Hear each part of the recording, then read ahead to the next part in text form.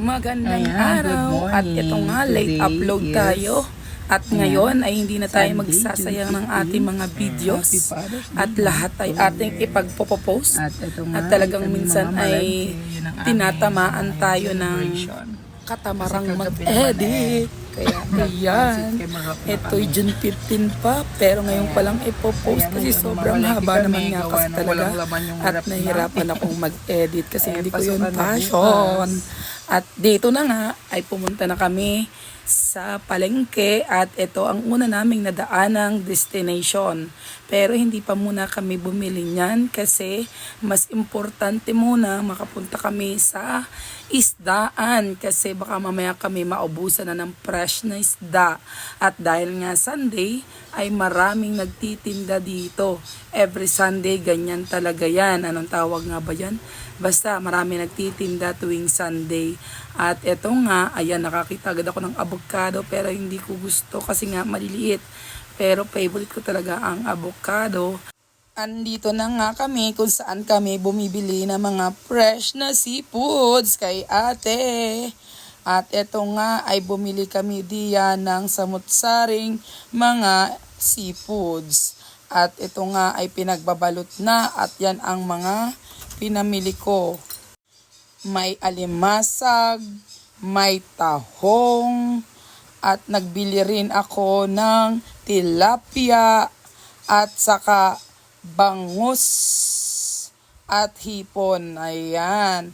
Yung bangus natin ay ginawa nating yung wala ng tinik. O, diba? At ito nga, nakakita ako ng stingray at talagang hindi ko naman mapigilan ay binili ko na lahat at talaga namang favorite namin yan. At dito nga pagkatapos sa aming seafoods ay bubili naman kami ng karne dito sa tito ng aking asawa. At ayun nga, binanatan agad ng asawa ko yung pangbulalo. Pag ganon-ganon lang yon ay yung palay halos 3 kilo bulalo ng kalabaw at bumili kami ng pork chop at saka buto-buto. Pagkatapos niyan ay doon naman kami sa mga gulayan at unang-una sa listahan ang luya para sa nilaga, kalamansi at sibuyas, sayote at talbos ng sili. Talaga namang may pang tinola na, may pang nilaga pa, mahilig ang mga anak ko sa mga may sabaw. At kagandahan dito, pagkasama ko ang asawa ko, ligtas sa pagbubuhat, diba? At ayan, pagkatapos naming pamimili, kailangan bumili kami ng kakanin dito sa may tabi. At ayan nga, pili-pili na kami dyan. Bumili ako ng puto at saka noong kaninang kasaba. At ayan nga, may libre pa kaming maha. At dito nga ay talaga naman tinikman na naming mag-asawa. At ayan, medyo wala palang lasa. Sorry po, siguro kanya-kanya tayo ng panglasa. At depende nga yan, baka kasi iniingatan ang may mga sugar na mga may edad na. At pagka-uwi ng bahay, hindi doon natatapos ang lahat.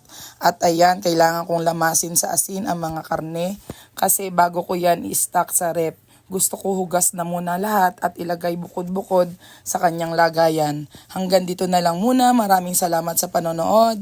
God bless us all. Keep safe. Ingat. Please follow our page and YouTube channel. Bye!